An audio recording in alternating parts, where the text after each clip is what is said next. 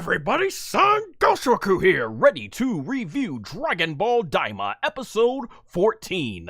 And then here we go, kicking right off with the action basically here.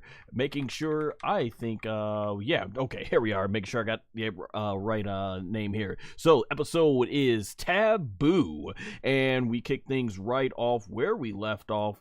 Basically with Panzy right there, wondering how long it's going to be before they arrive to the Demon Realm #1. And from here, Glorio basically says not too long, and yeah, Panzy is excited. I mean, aren't we all? It has been a long ride to get here to the Demon Realm, to the first Demon Realm, that is. And so right away here, you end up seeing that it looks like, yeah, she's basically grabbing, I think it's sort of like some communicator, like a cell phone pretty much. And from here, you see that that green bug looking guy who we actually saw in previous early episodes, and we learned that basically he is definitely ready to speak and see where the heck has Panzy been. That is what he's just basically trying to figure out. And she mentions how, yeah, it was the Karakin ate her cell, and that's why it's been terrible. And he's like, oh, I hope you're okay, and stuff like that, and stuff, knowing what's in the second Demon Realm. But Panzy is quick to let him know that, hey, we got those Dragon Balls, both of them, and, you know, he finds that to be amazing.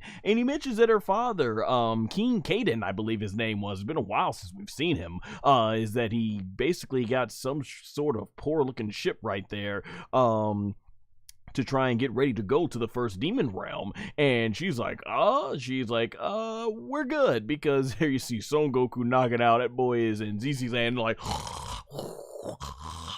meanwhile Vegeta and Piccolo are just nice quiet sleepers. I thought that was a pretty good nice detail. And so yeah, basically she explains that the people from the outside world, that they are basically strong enough as it is. And we get Vegeta here, who opens up one eye, and he's basically wondering, is like, okay, so let me get this right, this guy's a king, yet he steals someone else's ship. And she's like, well, it's basically one that's mid-sized, busted plane, and how even though he's a king, they're not exactly rich and stuff. And Bulma, aka Boma, hey, we got see Gracie Goo in the chat saying hi. Hey, welcome, thanks for joining the stream. And it basically says that if you get some Majilite, if you get her some Majilite, she'll give them a few planes and stuff like that. And Panzy's like, seriously, that's awesome and everything. So it's cool that Bulma is looking out for them. And here you see Glorio's got this look like, if y'all gonna be able to do that or something. Of course, we know he's secretly working with Dr. Arinsu. Man, we got some more people in the chat here. Thanks for joining. Tegan Rogers and Keisha Dorham says, I can't tell the difference. I'm not sure as far as what you mean by you can't tell the difference. If you could probably elaborate on that. So there you go. They end up going over to Warp Sama, who has been disabled. And there you see Gomah's like, get the Zandaramari, which is basically his military police. And he's asking, are they ready? And basically, Degesu says, yeah, they have arrived and everything like that. Adrian, thanks for joining the chat and everything from there. And Perka Pop says, is this Naruto? No, far from Naruto. This is Dragon Ball and everything. But if you are new to Dragon Ball, if you are a fan of Naruto, definitely Dragon Ball is it was highly inspired from it. So going from here, we've got Gomah. He's basically says, send the special forces, and Degesu says they're right over there. And this is once again Dragon Ball DAIMA rewarding you for being an old school Dragon Ball fan, going back to Dragon Ball Z. We see these five guys, basically they're up here, man, they are going on just basically snacking out, pigging out. You know, this guy was really funny. Looked like it was Pocky, but the way the animation was, he's like man, he was biting hard into that, which if y'all never had Pocky before, it's really good. I highly recommend it. And then they have, I guess, these gummy looking bugs. They might be real bugs, though, knowing exactly how things work in the diamond realm and all that stuff. And then from there, you see he's chowing down some ice cream. And there you go, all 5 of these guys. And I can't be the only one who was thinking this. I already knew right off the bat these guys were gonna be basically the Ginyu Force. Let's see what we got going on in the chat. Tokyo Ghoul. Haven't seen that anime yet, but I heard it's really good. Let's see, literally 7 years old. What? King, Hayden has entered. Thank you for joining us, chat. What king of stuff do you post? What kind of stuff do you post? I'm new and I'm assuming you post Dragon Ball content. Yes, I definitely do mostly post Dragon Ball content, WWE content, voice acting content, filmmaking content, and everything. So yeah, you can find a plethora of that stuff on my channel and everything. And every Friday now I'm streaming Dragon Ball DAIMA, which is the current Dragon Ball series out, and Squid Game. That's another thing that I've heard is really good. Haven't gotten around to watching that one yet. And then Victoria has entered. Hey, thank you for joining the chat. I really appreciate it. And so we see these guys, basically, they realize, this was hilarious right here. So they're pigging out, and Degesu's like, oh my gosh, like he said these guys are going to be the serious, for real deal. And Gomah's just looking right there, basically, And I love he does this thing where he looks right over to Degesu, and Degetsu's like, ah! And Degetsu's like, yeah, some decorum. Yeah, and he basically ends up getting these 5 dudes attention, and they see Gomah getting angry, and they're like, Gomah-sama! Classic Toriyama humor here, hilarious. And so they start running over to Gomah, and they immediately are in check. And you see these lights that are going on right here, and the lights, they all dimmed out. And then they start having these fancy lights going on. And from here, the pedestals that these guys are on, it starts rising. And Gomah's like, and this right here is taken directly from the Frieza saga. As most of us have probably known, Dragon Ball DAIMA is a celebration of Dragon Ball, Dragon Ball Z, Dragon Ball GT, Dragon Ball Kai, and Dragon Ball Super. All the Dragon Ball series wrapped up their run, so this is rewarding you if you watch the Frieza saga. So you see all of them. They do their dramatic entrances, basically just like the Ginyu Force. So Force Captain Kadim, and it is like Force Member number 2, Danima, and Force Member number 3, Hiliha, and Force Member number 4, Mashimi, Force Member number 5, Gaimwa. I probably butchered some of those names because my Japanese pronunciation is awful, but I try my best there. And I'm like, man, this is or definitely something. And so the 5 of them jump in the air and they land right here on the ground, and this is literally taken from the Ginyu Force, the background and everything, the Zandamari Force, aka military force of Gomah. So these are the top 5 notch guys basically, and I thought this was hilarious right here, and they start celebrating, yay! And once again, like I said, this is taken directly from the Frieza saga, because if you all remember when the Ginyu Force did their special pose, you had Frieza, he was sitting there, he's like, oh, you know, he was completely like, okay, are we supposed to take these guys serious? And you see right there, he is completely embarrassed, okay, by these guys, and they just start shooting up the place, like boom, basically just start going ham all over the place, like bam, blowing up all the nice materials. And y'all know already, I've been saying constantly through this entire series, I love Dragon Ball DAIMA's backgrounds, tremendous artwork, and all that artwork clearly is getting destroyed here. Just boom, everything, all the stuff, like bam, man, and everything. And it's basically Gomah's here is like, good work here. So I thought that was pretty cool. And so he's basically asking, what sort of situation did you need the super elite for this? And we get this really cool graphic here, and he starts explaining how, okay, we got these intruders who are coming from the second demon realm to try to get into the first demon realm, and they shut off warp sama to make sure that nothing is gonna go down here. And we get here right here, we get basically the leader, basically he's wondering who's our enemy, and he finds out, did you say our enemy are children?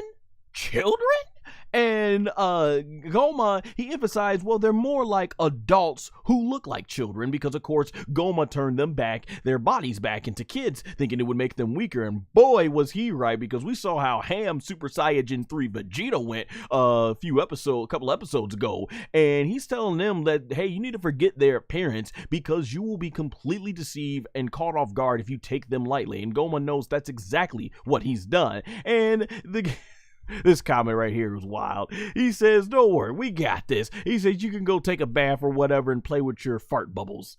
What? Oh my gosh. Yeah, these guys are just total Toriyama. You can tell hear the Toriyama influence here. So these are definitely classic Toriyama characters here. And so Degetsu's like, no, this is not a joke. You need to take these guys serious, because they defeated Majin Buu and even the Tamagamis, two of the most fearsome entities from the demon realm. And these guys like, that must be a joke, right? Who's gonna beat Majin Buu, let alone the Tamagamis? And to Degetsu right there, you see his patients are being drawn like these idiots. They don't understand. He's like, it's not a joke. And so from here, he's like, listen, yeah, Gomah basically puts his foot down, saying that, listen, a single foot, they don't need to make one single foot in this palace, or else you see these bullet holes or these blast holes that you guys and shot up, how you destroyed my whole stuff here. He basically puts his staff down, destroys it, says, I'm gonna make you pay for all the repairs to this lobby. And so very quickly, for whatever reason, the part of the ceiling starts to fall, and it goes down, and that's gotten their attention real quick. And basically they start walking up, and they're put together, and he's like, they really got to be serious, right? They got to be joking. And the other guy's like, yeah, of course they're exaggerating. Absolutely. These guys can't be that strong. Come on now, right? And then they start, let's go to the convenience store and get some more snacks. I want to say right here, this segment was hilarious. This was funny. Like I said, it was some of that Ginyu Force humor. But the difference here that I was wondering is when the Ginyu Force was introduced in Dragon Ball Z, even though they were goofy, it was made clear that, oh, these guys are the real deal, because Vegeta was telling Kuririn, aka Krillin, and Son Gohan how big of a deal these Ginyu Force guys was. And I'm thinking, okay, if these are the top 5 Zandamarri, we know that Goku and our heroes have defeated Majin Buu, and they've defeated the 2 of the Tamagamis, and clearly we see now that Dr. Arinsu with Majin Duu is packing a warrior stronger than the most powerful Tamagami number 1. So I'm like, what are these 5 guys got that Majin Buu and the Tamagamis don't? Because if not, Gomah's in real trouble here. And clearly, right off the bat, it's been established that these guys are not meant to be taken serious. So I was wondering, all right, let's see how this is gonna turn out. And so we're back at where we are for Demon Realm 2. Warp Sama is completely out of it. And they realize it, and Gomah's like, yeah, it must have been Gomah who decided to go ahead and disable Warp Sama, aka Warp, so they couldn't get there. And Son Goku's like, open the door. So Goku takes his Neo Bow, aka the Power Pole, and he starts poking at Warp's lips, and so Warp, he's out, he's completely disabled, and Goku's like, it's no good. So Vegeta starts wondering, like, hey, is there another way to the first demon realm? And basically I think Hibiscus tells him, no, there's no way. That tunnel is completely sealed off, so there's just no way to get there. And Son Goku's looking down on there, and he gets the idea, maybe I can go ahead and break this. So he tells his Neobo, aka Power Pole, to extend. And there goes the Neobo all the way down. And as it's reaching the center point of the shield, Panzy yells, says, "What are you doing?" Says, "If you touch that thing, you're dead. You ain't coming back, dunzo." And she is freaking out basically by this. And when it hits the shield, electricity, it starts glowing up. Electricity starts flowing up in the air, and it comes right back up the pole and hits Son Goku's head, and boom, Son Goku is electrocuted. Yo, this is not to detract too much. This reminds me of a funny story that I had back in high school and everything. And see, Lee D Nide, sorry if I mispronounced your name, said, "Hello, what's your name? I go by SonGoshuaku," as you can see right there on my where my social media platforms are and stuff and everything. Thanks for joining the chat. This reminds me of a funny story. So back in high school, there was this hilarious moment where one of my teachers, and I won't say his name obviously, but he was saying that basically when he was a kid, his cousins played a prank on him and told him to go ahead and pee on an electric fence, and he said as soon as he the electricity went up through his urine and zapped him right down below the belt. And I can tell you, me and all the guys in the classroom, we heard him tell the story. We were like, "Oh," because you would not want to imagine. That's exactly what this story reminds me of. But that teacher was really cool and everything. Zach, thanks for joining the chat. Says the GOAT. If you're talking about Son Goku, yes, I agree. The GOAT, Son Goku, the GOAT, yeah. And so yeah, man, Goku's getting wrecked by this electricity, and so from there, it looks like Goku is done for, and he falls off. And what we get here, ladies and gentlemen, is perhaps the longest fall ever reported in Dragon Ball history. You'll see what I mean as I break this down more. So Son Goku already looks like he's about halfway there to the surface, and you have Panzy lets out this dramatic Goku. Oh man. And so you have Neva, who walks very slowly, obviously, and Piccolo's like, you know, what's going on? What are you gonna do? And Neva's basically like, I thought I air out the demon realm a bit. And Son Goku is still falling. Like I said, he looked like he was about halfway there. So how far of a deep is this? You have to wonder. So Neva flies up, and you know how slow Neva moves. So how long is Son Goku falling? And so Neva right here does something cool. So he basically starts speaking Namekian. So he says Portarat da Dorusi Popele Paro. I probably misbutchered that all and everything, Namekian. But yeah, he keeps repeating this over and over and over. And as he's doing this, we get this really cool energy glow. And Piccolo, he seems to recognize a little bit of what Neva is doing, or is just in complete awe. And so Neva, he uses this thing to go into the sky, and what we see is some pretty OP stuff. This purple light starts beaming, getting bigger and bigger, and it starts looks like it starts making the shield glow. And once again, like I mentioned in all this, Son Goku is still falling. I need to know, how long has Goku been falling? Zach asks in the chat, is this the new episode? Yes, this is the latest episode that just dropped today on Crunchyroll and on Fuji TV in Japan.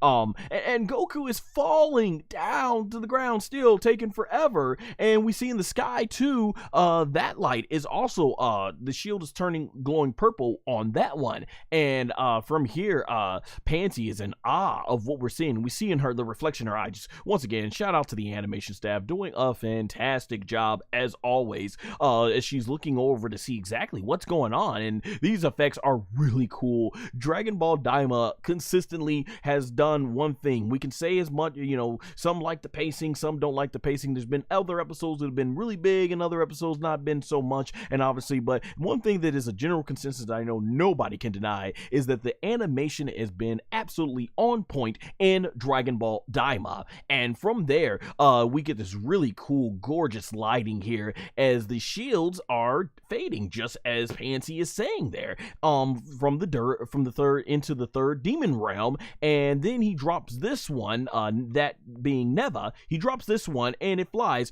Oh my gosh, how long has Son Goku been falling? I really need to know this.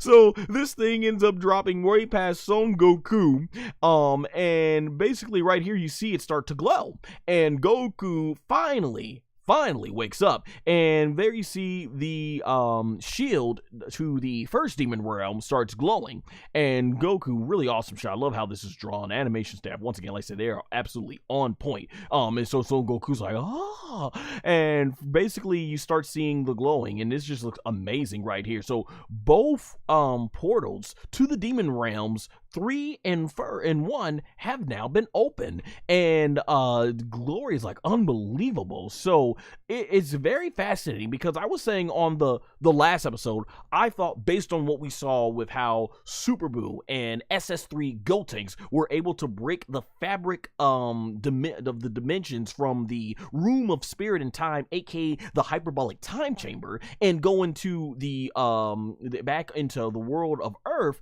I thought that's what we were going to see with Goku and Vegeta. I believe they had at least gotten that strong now, but Neva, he just does it with ease, no screaming, no nothing. So Neva proving to do a lot of power. Let me take a water break here.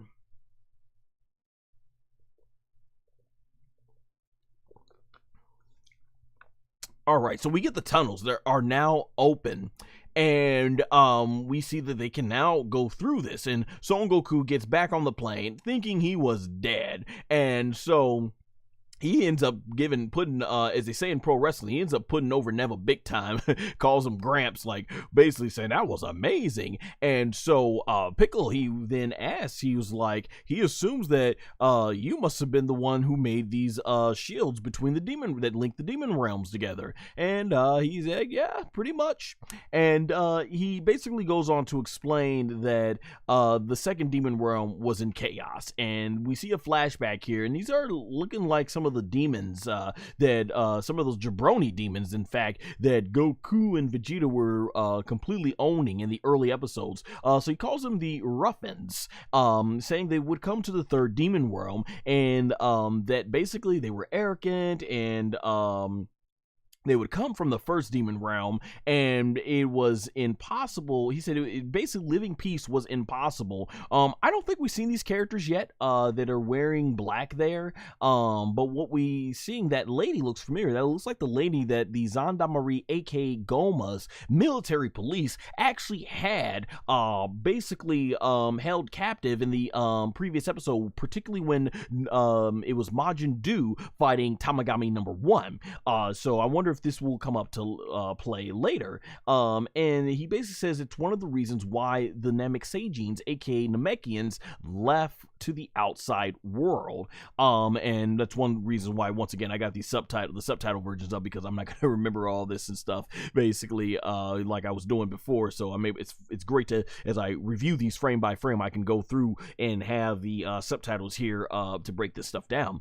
And then, so basically, he put the shields up as a way to prevent them, and that's why he put the whole thing with Warp Sama in place, and it's allowed travel. But yeah, he mentions how the travelers have decreased and quiet down in recent times, and basically Piccolo says there's no Namekian like you in the outside world, and basically says you are truly legendary. Yeah, so this is, yeah, I would say that definitely is. Neva has gone beyond anything we've seen from any Namekian in all of Dragon Ball. So his powers are impressive. Going back to episode 1, when he, and I think most of you who are only watching the English dub have probably seen that stuff now. And Neva, basically, he just starts laughing. And so Son Goku's like, yeah, let's go to the first demon realm. And basically everybody raises their arms up and proudly says, we are the nation of domination. Dun, dun, dun, dun, dun, dun, dun, dun. Nation of domination. No, I kid. That's just a pro wrestling fan to me. So y'all who are fans, 90s WWE fans will remember that back in the Attitude Era, Nation of Domination. But no, they put their fists in the air in unity, ready to go ahead to the first demon realm. And so Glorio basically takes that ship and flies straight in to the portal of the first demon realm. And Son Goku is all excited. He's like, let's go. All right, take a little water break here.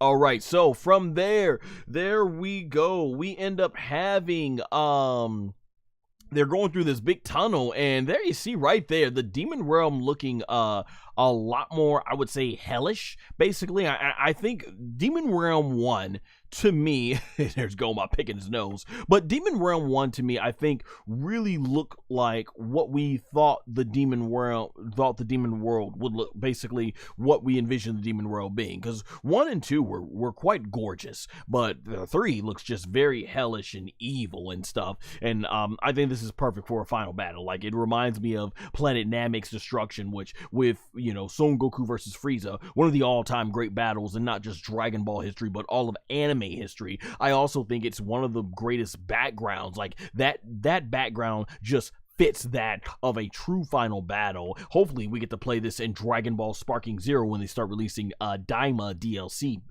So yeah, we get picking his nose Gomah, and Degesu's like, did you hear that?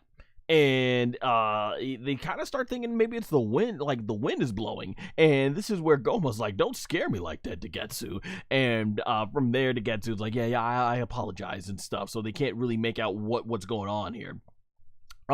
Then we come to what it looks like to be a convenience store, as it has the it has Gomah's headpiece on there. It looks like. So there you go. You see this guy. I guess this is their version of 7-Eleven in the demon realm and everything. But man, this background looks amazing. I cannot man, the amount of tension, the detail, the time, the effort that the artists for Dragon Ball DAIMA put into these backgrounds, truly tremendous. I've loved every single background we've seen over in Dragon Ball DAIMA. I guess they can get a lot more detail with this because of the amount of time they had. I highly doubt Toriyama wanted to draw. I'm an artist myself. I wouldn't want to draw anything this detail each single panel. So I imagine that's probably the reason why we've never seen that many type of detailed backgrounds when it comes to the Dragon Ball world. So yeah, they've got food, and I must admit that food looks really good, but I might not want to try it just because of what the demon world, what they kind of be using for the ingredients. So there you have the 5 special forces of the military police for Gomah, aka the Gendarmerie, as the Crunchyroll subtitles call them. And yeah, they're finding chips that look like bugs, looks like maggots. Oh my gosh. So they say, look, they even got mold mayonnaise flavor too. Oh gosh, you know, I remember when I was a kid, I saw molded mayonnaise. Looks absolutely disgusting, let alone flavor. Man, they be eating some wild stuff in the demon realm. Oh, mold mayonnaise flavor. Oh gosh.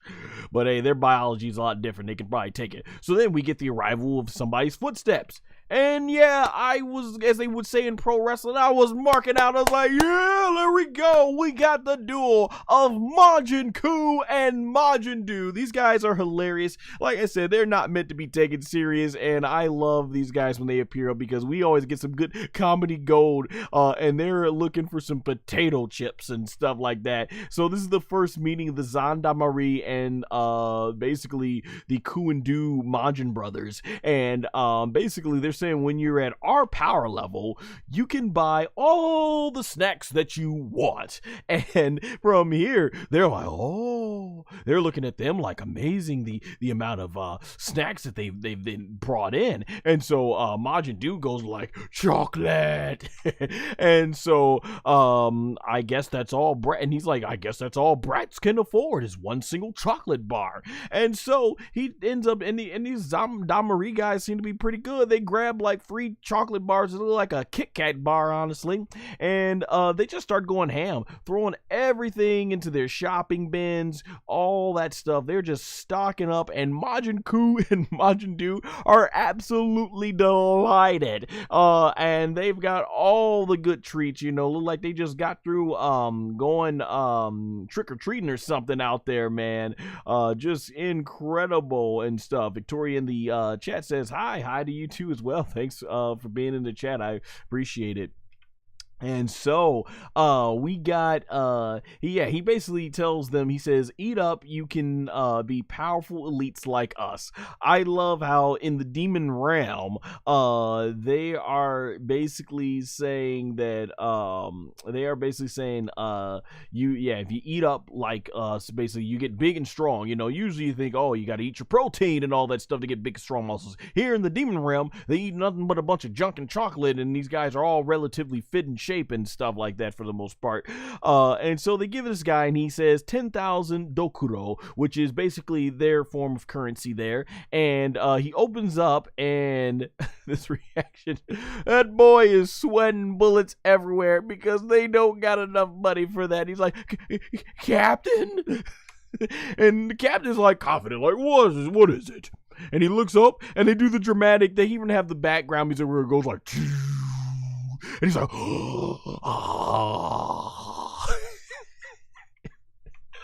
And they do the zoom in on the eyes, like, oh, and he's sweating bullets because they ain't got enough to buy all this. And so he says, we'll just take these chocolates.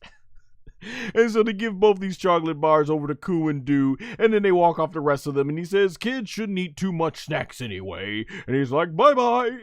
And then they start waving that I thank you very much. This was straight up silly, absolutely hilarious, and I love comedy like this. And this is stuff like, you know, like when you a little bit of comedy that doesn't take up too much time, you know, doesn't have to be the whole entire episode. I thought this was hilarious because these Zandamari guys are gonna have to probably face Ku and Duu eventually, especially with Duu being strong enough to overcome Tamagami 1. So I thought that was interesting. And then we go back to in the palace here with Dr. Arinsu, who's looking on, and right there you see Ku and Duu are just basically going to town on these chocolate bars, and Dr. Arinsu, she's looking down, and she's like, and she's looking at the Zandamari, the military police for Gomah, basically being out.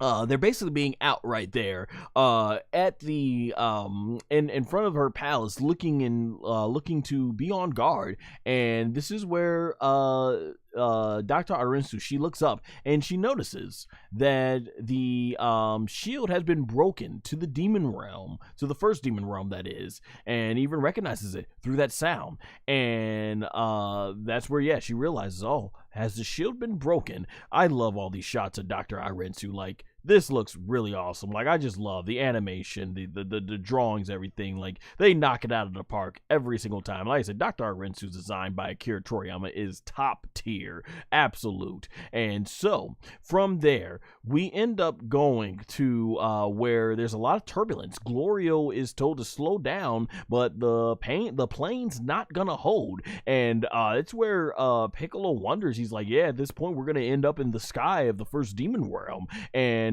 he wonders what's the temperature here. And basically Hibiscus response to this is, I don't know. I don't like it when it's hot. So obviously it's gonna be very hot, and this is where Vegeta and Piccolo are like, ugh. And from here, this is where Glorio starts explaining that the first demon realm, it's got a sun-like spear, and it's gonna be orbiting the world here. And as it says, basically the sky can reach up about 60 degrees Celsius. And he basically says, we're gonna have to abandon this plane because it's gonna break down, it's not gonna make it, and we're just gonna have to fly. And basically to the demons, the Majins here, that 60 degrees basically is pretty hot for them. And this is where Bulma, aka Boma, is basically saying here, am I the only one here who can't fly? And so Hibiscus goes like, it's hot, you're saying I have to carry you too? And Vegeta says, I wasn't, Bulma, aka Boba says, I wasn't asking you. I'll have Vegeta carry, and it says, I'll have Vegeta carry me. And basically, he goes like, he's like, whew, that's a relief. Oh my gosh, Hibiscus is hilarious. I'm gonna miss some of these characters, Hibiscus, Pansy. Hopefully they come back in future, and when in future Dragon Ball Super material that goes past the end of Z. I would love to see that. And so from here, Glorio lets them know that we are almost here. Plane is about to go down. So they open up and everyone basically jumps out, and Pansy, Piccolo, they're all flying away. Neva as well, right behind them, and Nahare, aka the East Kaioshin, aka the Supreme Kai, along with Son Goku. He's flying out, and I just thought this was so adorable. I was like, oh, just Vegeta before he goes picks up his wife Bulma, aka Gomah, and is ready. And Vegeta basically says, hey, don't forget the Dragon Balls. And Bulma, aka Gomah, she basically says, are you going to fight too? And Hibiscus says, of course not. And from here, she basically, on the way out of the plane, as Vegeta jumps out, says, then carry the Dragon Balls. And so Glorio, he hands him one of the Dragon Balls as he takes the other. And Hibiscus basically says, you're pretty gloomy, but you're not a bad guy at all. And so he flies on out.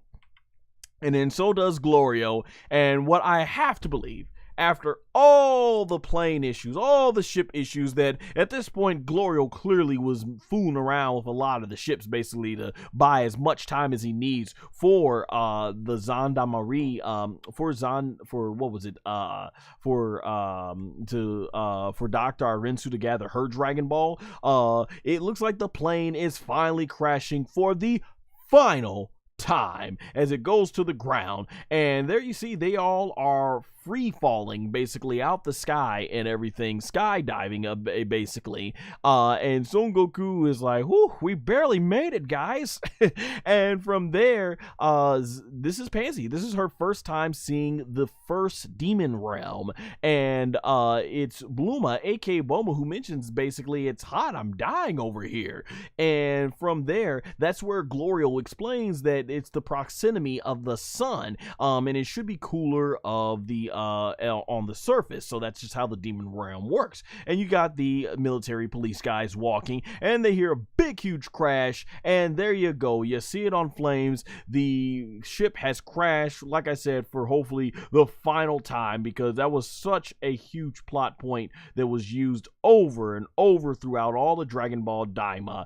So I think we can finally put these plane/ship issues past us. And so from here, the Zandamari says, where the heck did it come from? And they see that the tunnel to the first demon realm is now open, and they're looking up there, and the guy gets some binoculars, and he sees all of them basically just free falling, diving out the sky. And he's like, send a report right now. And Getsu's like, yes, I got it. And he informs Gomah. He says, them outsiders, they made it over to the first demon realm. So he turns it over, and they start watching on the screen, and Gomah's like, what? He couldn't believe they got past Warp Sama being completely out, and he's like wondering what's going on. And I couldn't have been the only person at this point. I was wondering, does he know about Neva's ability? And so he's like, I thought you shut down Warp Sama. And he's like, I did. I apologize, sir. And from there,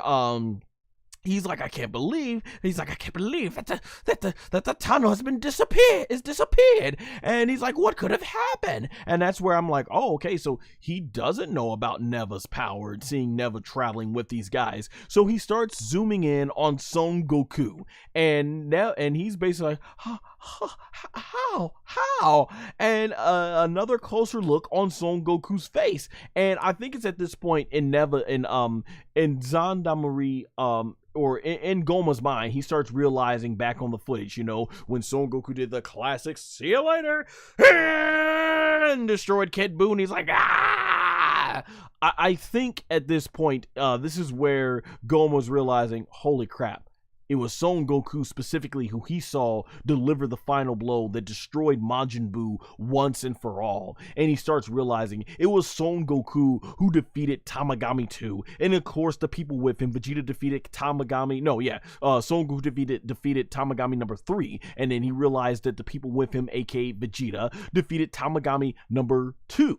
And so he starts realizing that these guys are stronger than we thought. They don't even need Warp Sama. They can just travel through the barriers regardless. And Gomah is super angry, and his best thing to say is, "Forget that! Just attack them all!"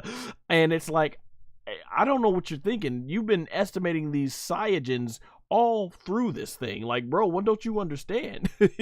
Man. So from there, and take a water break here.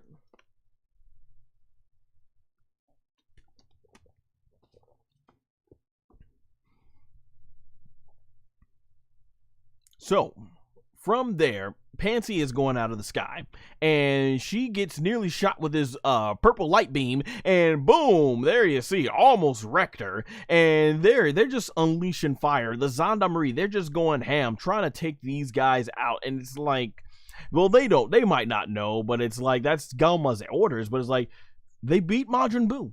They beat 2 of the Tamagamis. You got no chance at this point, bro. You just got no chance. And so Son Goku's like, we've been spotted. And from there, you see they're flying, trying to evade these blasts. Well, I don't even know if they really have to try that much and everything. They're just flying right past these things because they're all able to dodge all these laser beams and everything like that. So you're saying they're just having no issue at all. It's doing more destruction to the environment around them and everything. That's what we're seeing right here. And so the guy's just like, attack them! And so we get this really awesome thing. All the planes and ships start jumping up and flying off. Son Goku, he's looking back at him, and here in the ending shot of the episode, we get Goku and Vegeta, Bulma, Neva, Nahare, Supreme, aka Supreme Kai, Piccolo, Glorio, Panzy, Hibiscus. They're all being charged from looks like all the rest of the Gendarmerie, aka the military force of Gomah.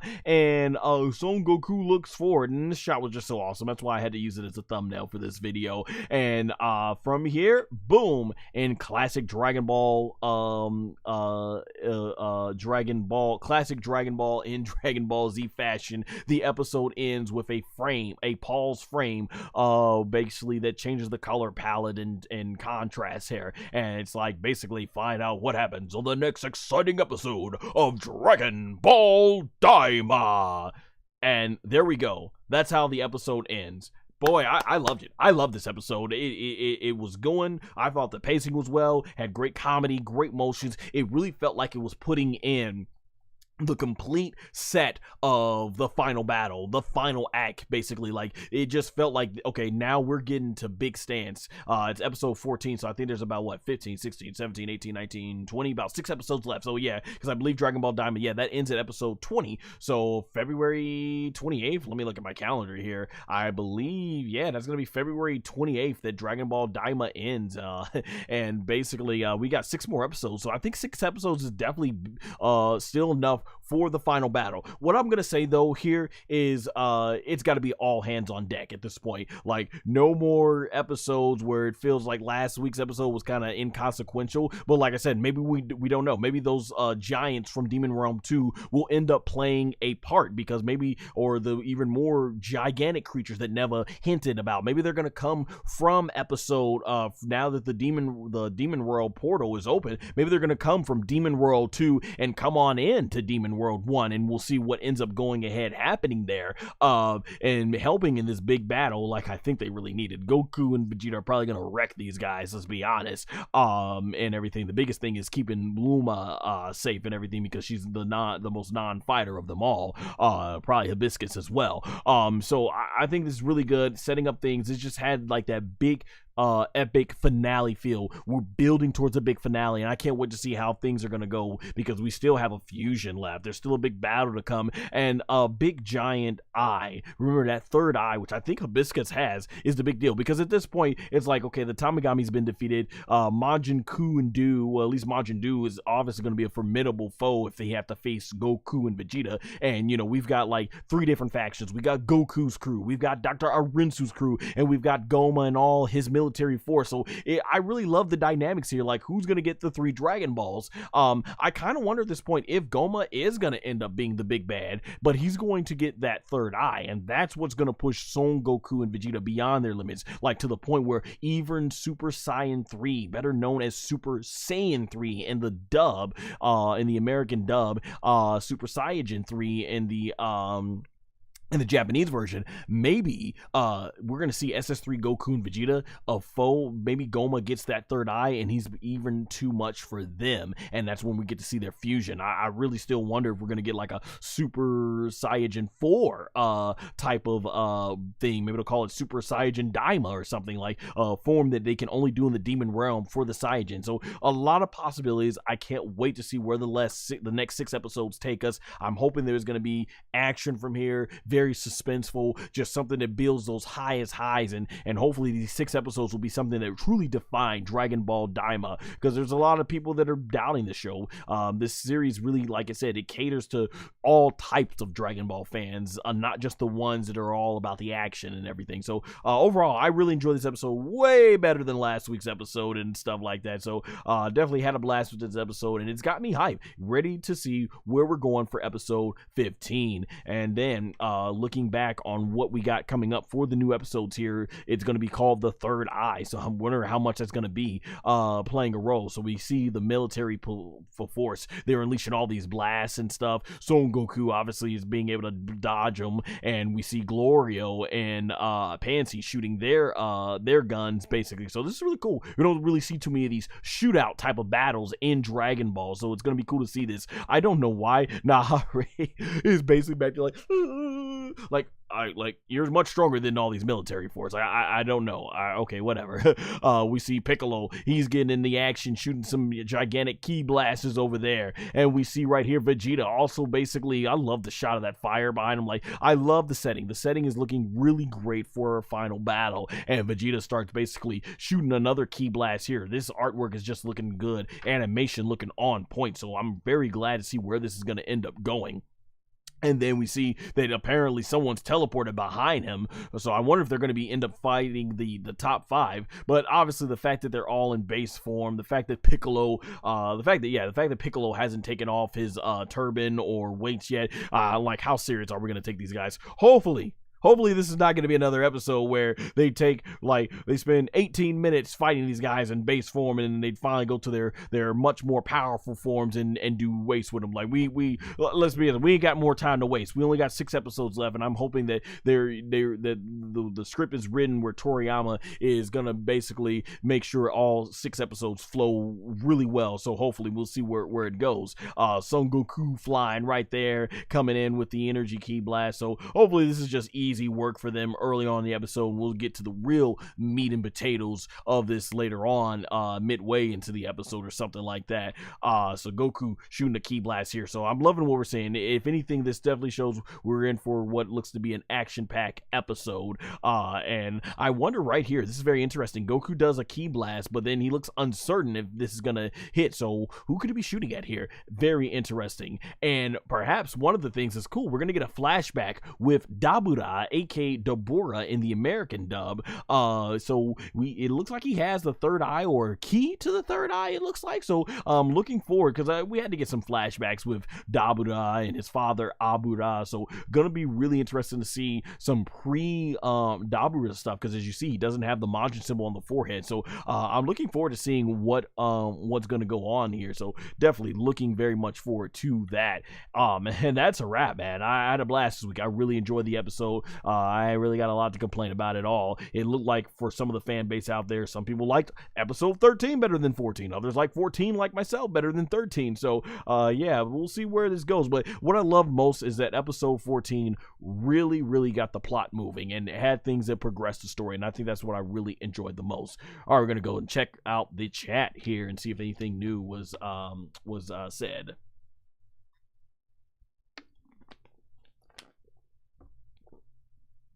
Looks like nothing much from earlier.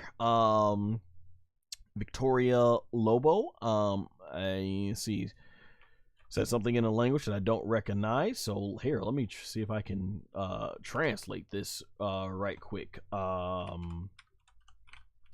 And everything from here. Let's see. Portuguese. Okay, that's Portuguese. Lula is starving and Bolsonaro does nothing. I don't understand that. I don't even know if Google did a great job of translating that. But hey, I appreciate coming by to help out on supporting the channel, because yeah, all the comments basically help the engagement level of the algorithm. So thank you very much for engaging in the chat, Victoria Lobo. That being said, I would definitely love to read you all's comments in either in the description for the comment and all that stuff below. But yeah, that being said, you can find more Dragon Ball content right there on the screen. Make sure to follow me on all my social media platforms in both the description and pinned comment below. Until Dragon Ball DAIMA episode 15, I will be back for another one. Until then, take care.